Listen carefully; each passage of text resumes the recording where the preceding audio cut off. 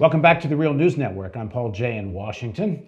And now joining us from Brooklyn, although just back from Bogota, Colombia, is Forrest Hylton, and he teaches at the University of Los Andes in Colombia. Thanks for joining us, Forrest. Good to be here, Paul. So what happened in the Colombian elections on Sunday?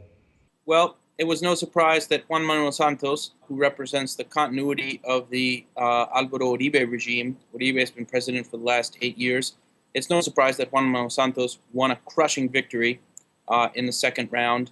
And I think what we'll see in the future is continuity of Uribe's policies and a slight hardening and tightening of those same policies. Now, for people who don't know, this is the victory for the right wing in Colombia. But before the runoff election, last time you and I talked, which is, I guess, just over a month ago, the other candidate, Mocus, looked like, in fact, I think the headline of our story, upset in Colombian election coming, with a question mark. And it sure was no upset. Mocus got clobbered. He got clobbered, and that was certainly predictable after the first round of voting, in which Mocus did not perform to standard or according to what the opinion polls had predicted. And that has a great deal to do with certain inherent weaknesses of opinion polls, but it also has to do with the fact that Mocus never had a presence outside of the nation's capital in the country's regions, which is where the last presidential elections in 2002 and 2006 have been decided. Juan Manuel Santos took 31 of 32 of Colombia's departments, which is to say that he had alliances in all of Colombia's regions, and he also took Colombia's major cities. So what was really surprising was his kind of the margin of victory that we saw on May 30th in the first round of voting. By the second round of voting, Juan Manuel Santos had effectively lined up a series of alliances with different right-wing groups in Colombia, such as the Conservative Party, as well as the Cambio Radical, Radical Change Party, which represents the exact opposite of what radical change would lead you to believe that it stands for, which took 12.5% in the first round of voting. And Santos was able to bring that 12.5% from the far right into his campaign, his camp in the second round. He also took the 6% that the conservatives had gotten in the first round. He brought that into his camp, whereas Mocus was completely isolated and was unable to consolidate alliances with any group or faction that matters, and in fact spurned alliances with the Colombian left, which had picked up roughly 10% in the first round of elections, such that had Mocus been willing to make alliances, he would have had at least 30% kind of going into it. As it was, he picked up 27% of the vote, whereas Santos picked up 60.9%. With 9 million votes, as opposed to only, roughly 3 million for Mocus, which is about what Mocus got in the first round, which is to say 3 million. Santos managed to increase his vote from 6 million to 9 million between the first round and the second round. So that really shows how powerful a coalition he was able to put together. And it's worth stating that in Congress, it's expected that he has about 86% of the legislature in his favor. So he will obviously be able to move things through there very quickly. Now, in terms of the support that he got in the countryside, how much does that have to do with how militarized the countryside is and how much support he had from the armed forces? Well, there can be little doubt that there was some element of coercion and fraud involved, because, in fact, what many of the news stories in Colombia emphasized today was the high levels of abstentionism in the second round. Many people simply did not turn out to vote, and Mocus had based his second round strategy on getting those people out to vote, and he failed dramatically in that respect. It's hard to compete with the Brazilian World Cup game. How much do you think that actually was a factor? It was a factor. So were heavy rains, but there was a very widespread sense that these elections were a done deal as soon as the first round was over. So there was very little incentive for people to kind of turn out, sensing that the result was already a given. Because Santos was so far ahead. Exactly. So now Santos has been elected. He has, at least on the face of it, what looks like a very strong mandate for a very right-wing agenda. And one of the things he campaigned on with a lot of vigor was essentially against Hugo Chávez's Venezuela. To what extent is that likely to be more than just campaign rhetoric? Are we going to see a heating up of the tension between the two countries? there can be little doubt that we'll see an escalation of tensions. It's impossible to say, of course, whether there will be actual conflict or not.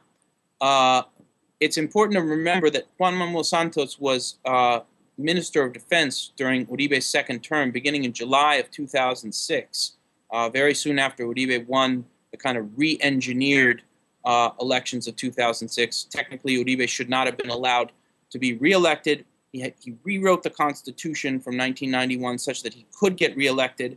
And Juan Manuel Santos was his Minister of Defense during the second term. As Minister of Defense, Juan Manuel Santos presided over the bombardment of Ecuadorian territory in pursuit of a FARC guerrilla leader who was also the FARC's top negotiator, kind of following the line of global war on terrorism. Wherever terrorists are, we pursue them and we go after them.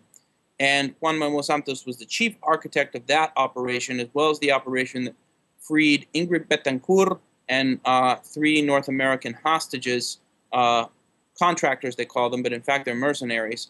And so Juan Manuel Santos is very closely allied with the Colombian military, and he campaigned to a large degree on the national security threat that Venezuela supposedly represents to Colombia.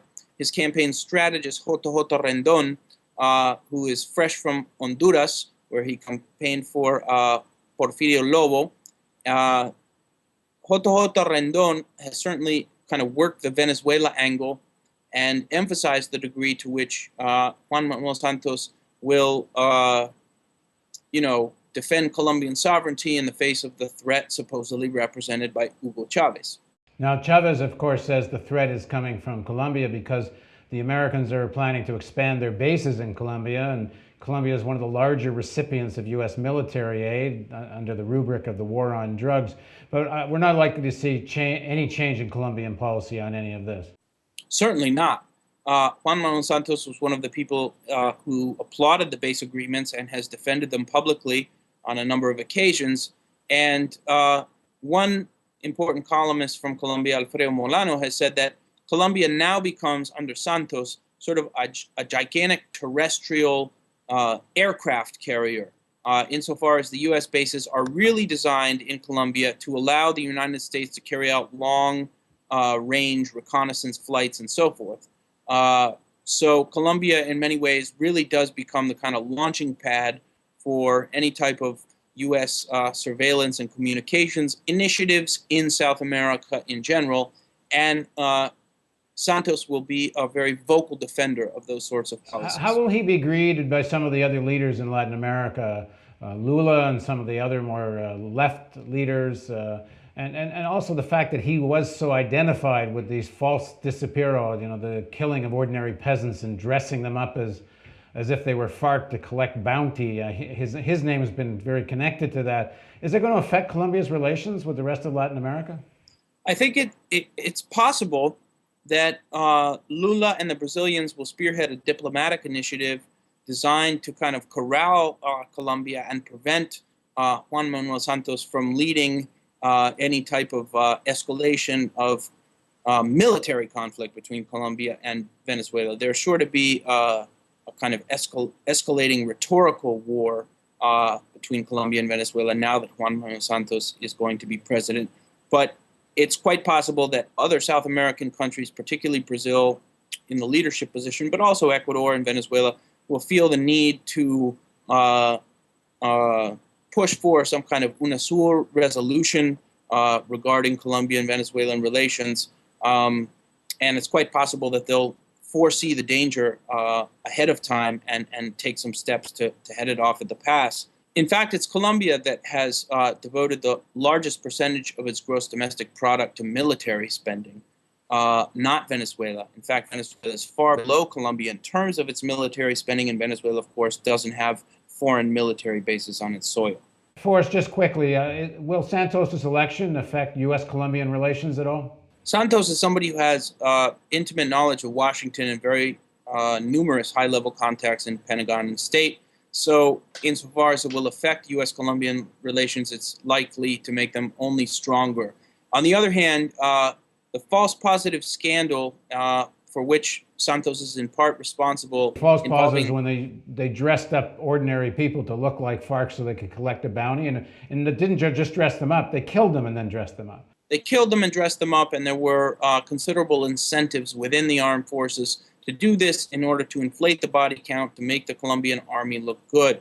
Santos was in charge when much of this took place, and it's possible that the International Criminal Court will have its eye on some of these cases, and certainly the relatives of the victims are fighting to make sure that the International Criminal Court does have its eye on these cases. If this becomes too much of a scandal or a problem for the Santos administration, it's possible that the United States would want to take some distance, although that could be difficult given that the United States was the #1 backer of the Colombian army when Santos was Minister of Defense. Thanks very much for joining us, Forrest. Good to be here, Paul. And thank you for joining us on the Real News Network.